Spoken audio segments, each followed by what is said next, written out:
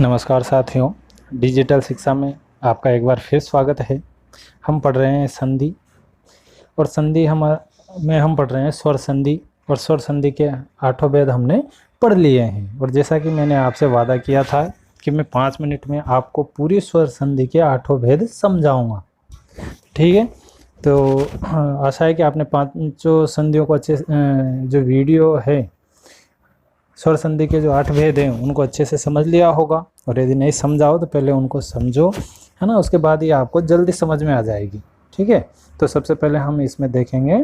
पूर्व वर्ण अर्थात प्लस के पहले वाला वर्ण, पर वर्ण अर्थात प्लस के बाद वाला वर्ण, फिर देखेंगे निष्पन्न वर्ण यानी दोनों से मिलकर बनने वाला जो वर्ण है, और फिर संधि का नाम। तो नंबर 1 पे देखेंगे पूर्व वर्ण अर्थात प्लस के पहले वाले वर्ण में क्या होगा। तो यदि प्लस के पहले अ, ई, उ, री, लृ,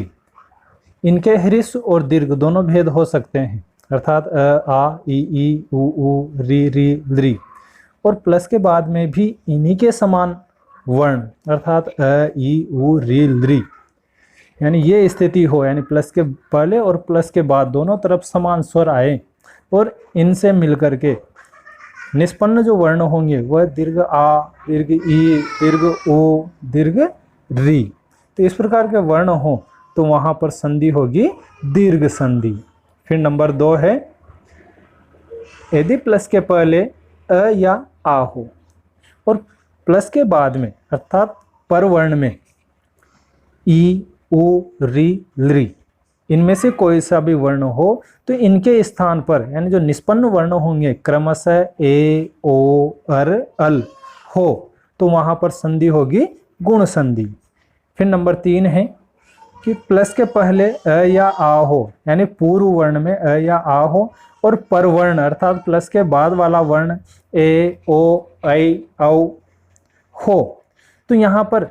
जो निष्पन्न वर्ण होंगे वह ऐ और औ होगा अर्थात अ या आ के बाद में ए, ऐ, इनमें से कोई सा भी स्वर हो तो दोनों के स्थान पर ऐ हो जाएगा, और अ या आ के बाद में ओ या औ हो तो इन वर्णों दोनों के स्थान पर औ हो जाएगा। तो और ये होगा वृद्धि संधि में, यही हमने उसमें पढ़ा था। फिर नंबर 4 पर हम देखेंगे कि यदि पूर्व वर्ण अर्थात प्लस के पहले वाला वर्ण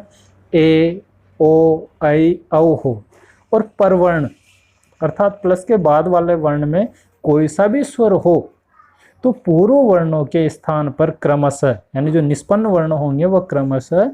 ऐ, औ, आई, आव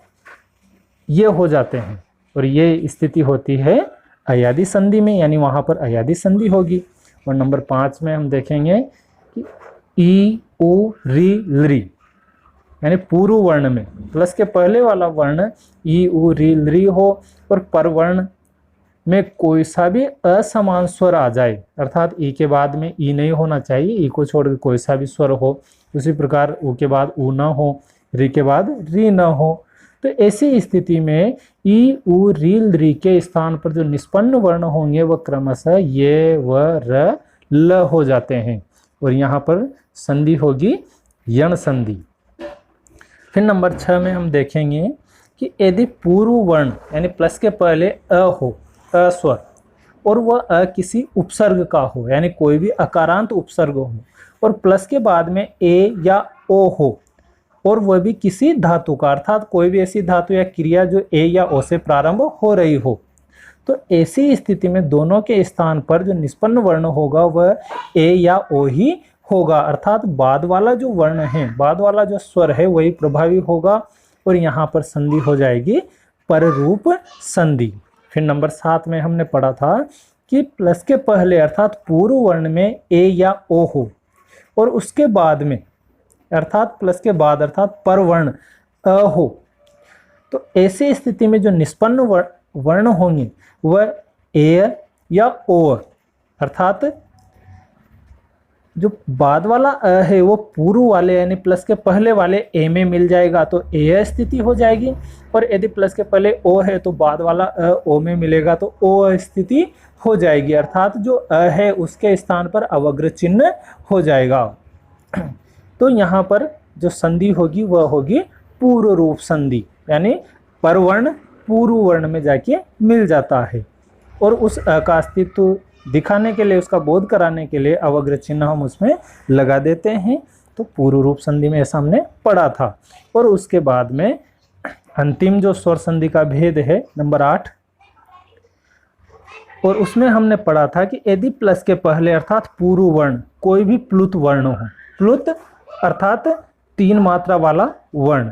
या फिर कोई भी दीर्घ इकारांत या दीर्घ उकारांत द्विवचन का शब्द हो, अर्थात ऐसा द्विवचन का शब्द जिसके अंत में दीर्घ ई या दीर्घ उ आ रहा हो,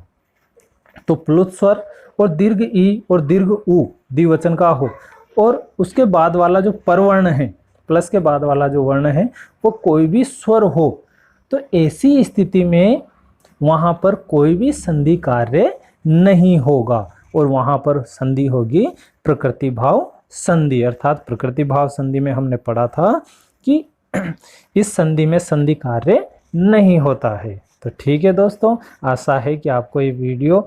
समझ में आ गया होगा, और ये संधि स्वर संधि के जो 8 भेद हैं वो सरलता से समझ में आ गए होंगे। और यदि आपको समझ में आ गए हों और आपने वीडियो पूरे देखे हों तो कृपया कमेंट बॉक्स में कमेंट करके मुझे बताएं कि आपने पूरे वीडियो देखे या नहीं देखे। और यदि वीडियो आपको अच्छा लगा हो तो वीडियो को लाइक करें, दोस्तों के साथ शेयर करें, और अभी भी आपने हमारे चैनल को सब्सक्राइब नहीं किया हो, हमारे चैनल पे आप नए हो, तो कृपया चैनल को भी सब्सक्राइब कर लें। ठीक है दोस्तों, धन्यवाद।